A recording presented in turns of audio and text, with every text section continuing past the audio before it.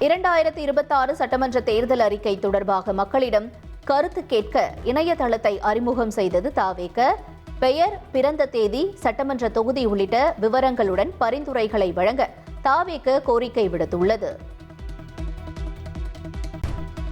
தாவேக தேர்தல் அறிக்கை கருத்து கேட்புக்காக இணையதளம் தொடங்கிய நாளே முடங்கியது. ஒரே நேரத்தில் குவிந்த கோரிக்கைகளால் இணையதள பக்கம் முடங்கிய நிலையில் பரிந்துரைகளை அனுப்ப மின்னஞ்சல் முகவரி அறிவிக்கப்பட்டுள்ளது. சென்னை வளசரவாக்கத்தில் போதைப் பொருள் வழக்கில் கைது செய்யப்பட்ட நடிகை அஞ்சு கிருஷ்ணா உள்ளிட்ட 9 பேருக்கு வரும் 17ஆம் தேதி வரை நீதிமன்ற காவல் வழங்கப்பட்டுள்ளது. மாஜிஸ்ட்ரேட் உத்தரவை தொடர்ந்து அனைவரும் புழல் சிறையில் அடைக்கப்பட்டுள்ளனர். காவல்துறை தலைவர் நியமன விவகாரத்தில் உரிய நேரத்தில் பரிந்துரைகளை வழங்காத மாநில அரசுகள் மீது நடவடிக்கை எடுக்கப்படும் என்று உச்சநீதிமன்றம் எச்சரித்துள்ளது. டிஜிபி பதவிகளுக்கு உரிய நேரத்தில் பரிந்துரைகளுக்கான முன்மொழிவுகளை அனுப்புமாறு மாநிலங்களுக்கு கடிதம் எழுத யுபிஎஸ்சி நிர்வாகத்திற்கு அதிகாரம் அளிக்கப்பட்டுள்ளது. வெனிசுலாவில் அரசியல் கைதிகளை சிறையிலிருந்து கருணை அடிப்படையில் விடுவிப்பதற்கான மசோதா நாடாளுமன்றத்தில் முதற்கட்ட அமர்வில் நிறைவேறியுள்ளது. அரசியல் ரீதியாக கைதானவர்களின் சொத்துக்கள் பறிமுதல் செய்யப்பட்டிருந்தால் அதையும் திரும்ப ஒப்படைக்க இந்த மசோதாவில் வழிவகை செய்யப்பட்டுள்ளது. அமெரிக்காவில் சலுகை விலையில் பொதுமக்களுக்கு மருந்துகள் கிடைப்பதற்கான இணையதள பக்கத்தை அதிபர் டிரம்ப் தொடங்கி வைத்தார்.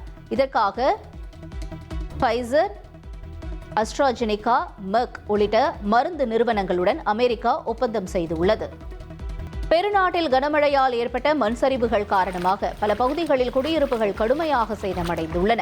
திடீரென ஏற்பட்ட நிலச்சரிவில் வாகனங்கள் சிக்கியுள்ள நிலையில் மீட்புப் பணிகள் தீவிரப்படுத்தப்பட்டுள்ளது.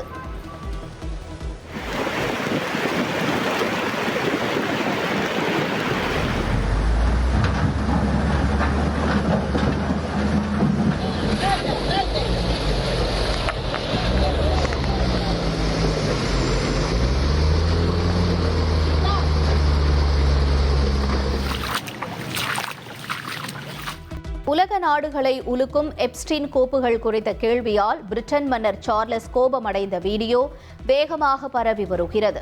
பாலியல் குற்றவாளிகளில் எப்ஸ்டீனுடன் தொடர்பில் இருந்த முன்னாள் இளவரசர் ஆண்ட்ரூட்டிடம் விசாரணை நடத்தப்படுமா என்ற கேள்வி எழுப்பிய நபரை பாதுகாப்பு வீரர்கள் விரட்டி அடித்துள்ளனர். போர்ச்சுகலின் அல்காசர் டோ சால் நகரத்தில் புயலை தொடர்ந்து பெய்த கனமழையால் இயல்பு வாழ்க்கை பாதிக்கப்பட்டுள்ளது. குடியிருப்புகள், சாலைகள் அனைத்தும் வெள்ளக்காடாக காட்சியளிப்பதால் மக்கள் வீடுகளுக்குள் முடங்கியுள்ளனர். ஆஸ்திரேலியாவில் மெல்போர்ன் நகரில் மகாத்மா காந்தியின் வெண்கல சிலை மர்ம நபர்களால் திருடப்பட்ட சம்பவம் பரபரப்பை ஏற்படுத்தியுள்ளது. விசாரணை தீவிரமாக நடத்தப்பட்டு வரும் நிலையில் காந்தி சிலையை திருடிய மர்ம நபர்களை போலீசார் வலைவீசி தேடி வருகின்றனர். லியோ புயலால் தெற்கு ஸ்பெயினில் கனமழை கொட்டி தீர்த்தது.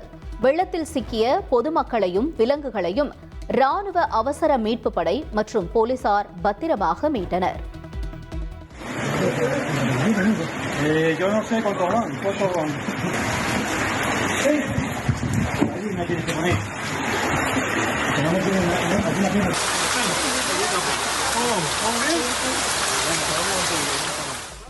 பாகிஸ்தானுடன் விளையாட மாட்டோம் என்று தாங்கள் கூறவில்லை எனவும் பாகிஸ்தான் தான் மறுத்து வருவதாகவும் இந்திய அணி கேப்டன் சூரியகுமார் யாதவ் தெரிவித்திருக்கிறார். பாகிஸ்தானுக்கு எதிரான போட்டியில் பங்கேற்க கொழும்பு செல்வோம் என்றும் அவர் கூறியுள்ளார். ஜெர்மனியின் பெர்லின் விமான நிலையத்தில் நிலவிய மோசமான வானிலை காரணமாக விமான சேவைகள் பாதிக்கப்பட்டன. கனமழை மற்றும் கடும் காற்று உள்ளிட்ட வானிலை சூழ்நிலையால் விமானங்கள் புறப்படுவதிலும் தரையிறங்குவதிலும் தாமதம் ஏற்பட்டது. இதனால் பயணிகள் கடும் சிரமம் அடைந்தனர். இதனிடையே பயணிகள் தங்களது விமான சேவை நிலவரத்தை முன்கூட்டியே சரிபார்க்குமாறு விமான நிலைய அதிகாரிகள் அறிவுறுத்தியுள்ளனர். மொராக்கோவில் பெய்த கனமழையை தொடர்ந்து கடுமையான வெள்ளம் ஏற்பட்டுள்ளது. பிக்ஸார் எல் கெபீர் நகரில் வெள்ளம் சூழ்ந்து சாலைகள் மற்றும் குடியிருப்பு பகுதிகள் முழுவதும் மூழ்கியுள்ளன. இதனால் பொதுமக்களின் இயல்பு வாழ்க்கை முற்றிலும் பாதிக்கப்பட்டுள்ளது. இதற்கிடையில் வெள்ள அபாய பகுதிகளிலிருந்து 1,43,000 பேர் பாதுகாப்பாக வெளியேற்றப்பட்டுள்ளனர். மீட்பு மற்றும் நிவாரணப் பணிகள் தீவிரமாக நடைபெற்று வருகின்றன.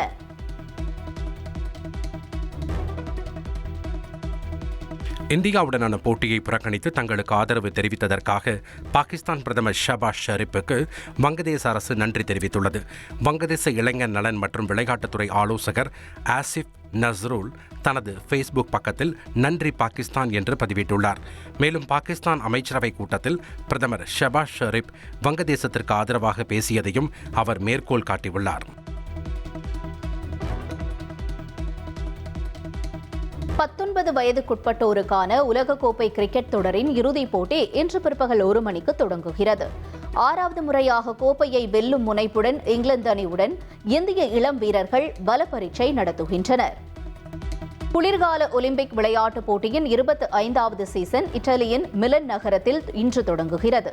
தொடக்க விழாவுக்கு முன்னதாகவே பனிச்சறுக்கு உள்ளிட்ட போட்டிகள் தொடங்கப்பட்டதால் வீரர்கள் மற்றும் ரசிகர்கள் உற்சாகமடைந்துள்ளனர். ஐபிஎல்லில் இருந்து வெளியேற்றப்பட்டதை அடுத்து வங்கதேச கிரிக்கெட் வீரர் முஸ்தபிசுர் ரஹ்மான் பாகிஸ்தான் சூப்பர் லீகில் விளையாட உள்ளார். முன்னதாக ஐபிஎல்லில் அவர் கொல்கத்தா அணிக்காக 9.20 கோடி ரூபாய்க்கு ஏலம் எடுக்கப்பட்டிருந்தார். ஆனால் வங்கதேசத்தில் இந்துக்கள் மீதான தாக்குதலுக்கு எதிர்ப்பு தெரிவித்து முஸ்தபிசுர் ரஹ்மான் ஐபிஎல்லில் விளையாடக்கூடாது என்ற எதிர்ப்பு குரல் கிளம்பியதால் அவர் கொல்கத்தா அணியிலிருந்து விடுவிக்கப்பட்டார். இந்த நிலையில் தற்போது அவர் லாகூர் குவாலண்டர்ஸ் அணிக்காக 2 கோடி ரூபாய்க்கு ஒப்பந்தம் செய்யப்பட்டுள்ளார். மணிப்பூரில் பாதுகாப்பு படையினருக்கும் பொதுமக்களுக்கும் இடையே மீண்டும் வன்முறை ஏற்பட்டதால் பதற்றம் நிலவுகிறது. மணிப்பூரில் குடியரசுத் தலைவர் ஆட்சி விலக்கிக் கொள்ளப்பட்டு புதிய அரசு அமைந்துள்ளது. அதில் துணை முதலமைச்சர்களாக நெம்சா கிப்கேன் மற்றும் லோசி டிகோ ஆகியோர் பதவியேற்றதற்கு எதிராக பொதுமக்கள் சாலையில் டயரை கொளுத்தி போராட்டத்தில் ஈடுபட்டனர்.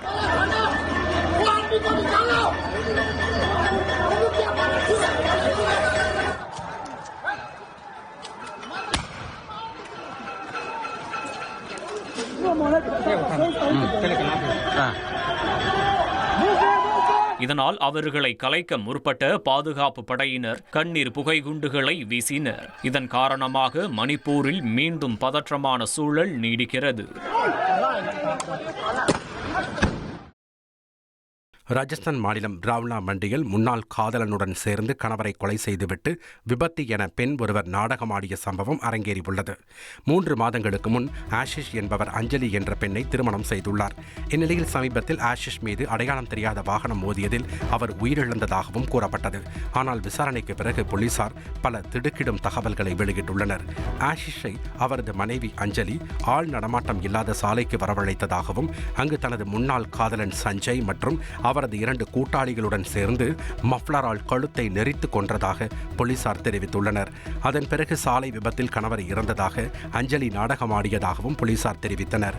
மேலும் திருமண வாழ்க்கையில் ஏற்பட்ட அதிருப்தியே அஞ்சலி தனது முன்னாள் காதலனுடன் சேர்ந்து கணவரை கொல்ல தூண்டியுள்ளதாக போலீசார் கூறியுள்ளனர்.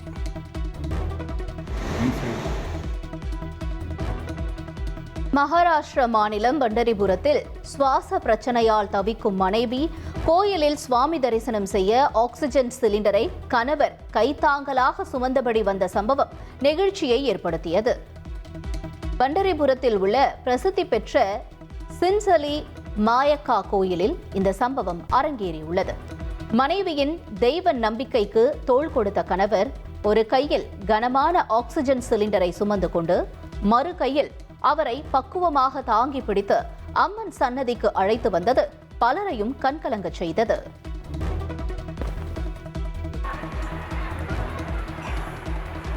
காசா பகுதியில் இஸ்ரேல் நடத்திய தாக்குதல்களில் ஒரே நாளில் 21 பாலஸ்தீனியர்கள் உயிரிழந்துள்ளனர்.